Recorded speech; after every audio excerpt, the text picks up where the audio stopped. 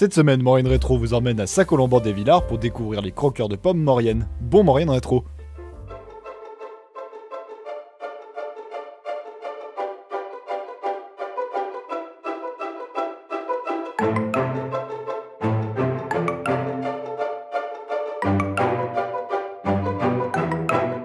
Bonjour, aujourd'hui nous sommes à Saint-Colomban-des-Villars pour assister à la remise en état d'un verger avec l'association Les Croqueurs de Pommes Maurienne.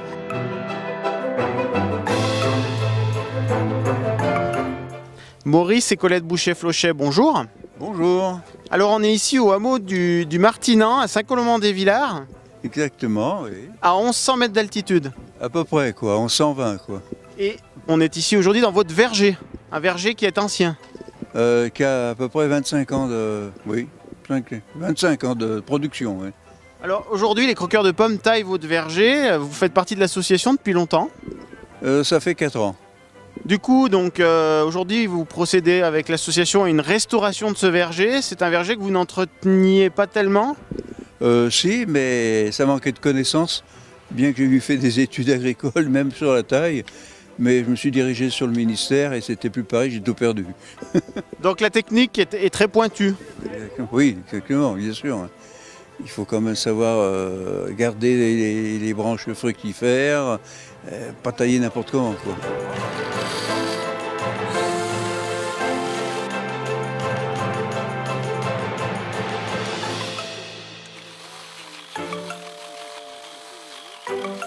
André Gugia, bonjour. Bonjour. Alors vous êtes le président de l'association Les Croqueurs de Pommes Maurienne et on est là aujourd'hui à Saint-Colomban-des-Villars chez un de vos adhérents. Alors combien êtes-vous d'adhérents à l'association? Eh ben ça varie, comme dans toute association. Là en ce moment on y a une soixantaine, puisqu'on a récupéré encore pas mal de monde. Alors vous existez depuis 11 ans? Exactement.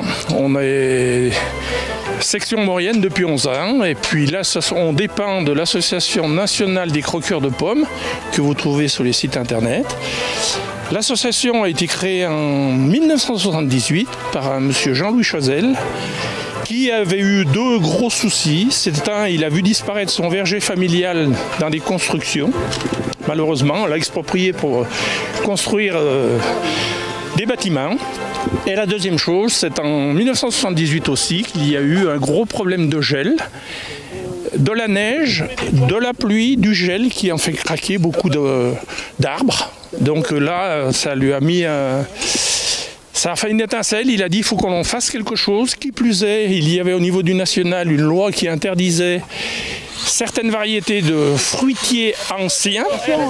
Donc l'association s'est créée, ils ont fait un développement, on a pu reconstituer ce qui avait été perdu en partie, puisque dans les années 70, il y avait 3 sortes de variétés de pommes, une jaune, une rouge et une verte que vous trouviez dans le commerce.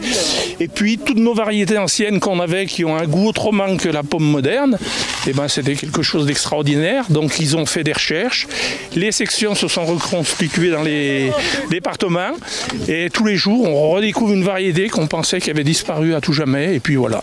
Alors on rappelle vos missions, donc la taille au printemps, mais pas que. Non, il y a la taille, donc il y a la taille de formation de jeunes arbres, comme celui qui est à côté de moi, et puis de restauration.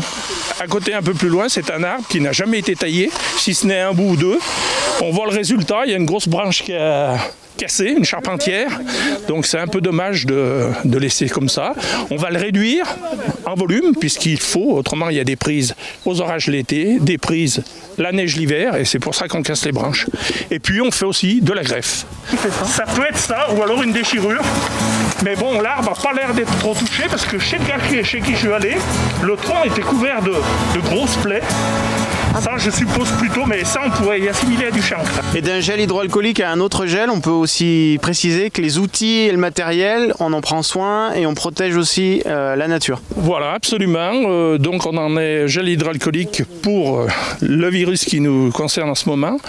Mais depuis toujours, on désinfecte les outils chaque fois qu'on vient chez un nouvel adhérent parce qu'une personne peut avoir des arbres malades, ne serait-ce que le chancre, le feu bactérien, et on peut transmettre chez l'adhérent suivant. Donc on a l'habitude, avant de commencer toute intervention, on désinfecte les outils, soit avec de l'alcool à brûler, soit avec de l'alcool à 70, que vous avez, mais il faut que ça désinfecte.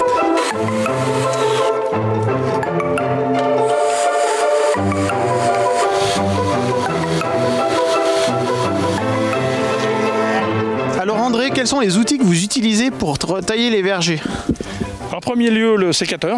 Donc ça, c'est quelque chose qui est indispensable. Au niveau sécateur, on avait le traditionnel avec une enclume et une lame coupante. Il faut savoir que l'enclume, il faut toujours la mettre du côté du morceau qui va tomber. Vous voyez, si je dois tailler cette branche, je mets l'enclume à gauche, de façon qu'on n'ait pas de blessure. Si je fais le contraire, on a un écrasement des cambiums, donc une entrée des parasites, des maladies. Ça, c'est impératif. Donc depuis quelques années, on a remisé ce type de sécateur et on travaille avec ce qu'on a découvert, le sécateur italien. Alors lui, il n'y a plus besoin de regarder, c'est deux lames. C'est une coupe franche. C'est impeccable. Et puis on a la scie. Donc là, en scie, eh ben, on met en avant notre marque de Maurienne. Opinel. Voilà, Opinel. Opinel fait des sécateurs, mais malheureusement en enclume. Ce qui est dommage. Après, on a les échenilloirs que vous voyez ici. On a la mini scie. La cisaille à deux lames, toujours italien. C'est une italienne. Et puis après, bon ben, des échelles. Ça, c'est des outils des croqueurs, je vais dire. Et ce qu'il faut savoir aussi, c'est à la fin de nos coupes, dès que l'arbre est en forme, on mastique. Donc dès qu'on a fait une coupe, il faut parer la plaie avant de mastiquer.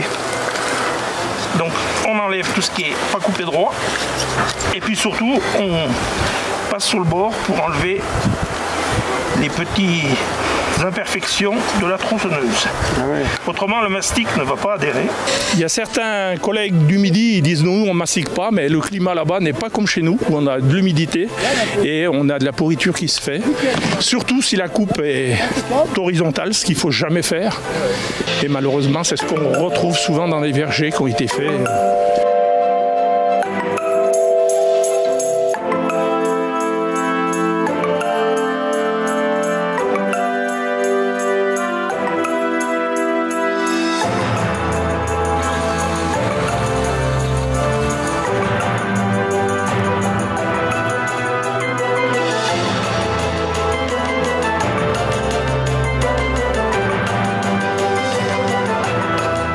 Voilà, cette visite de verger est terminée. Il ne restera plus qu'à attendre la récolte à l'automne prochain.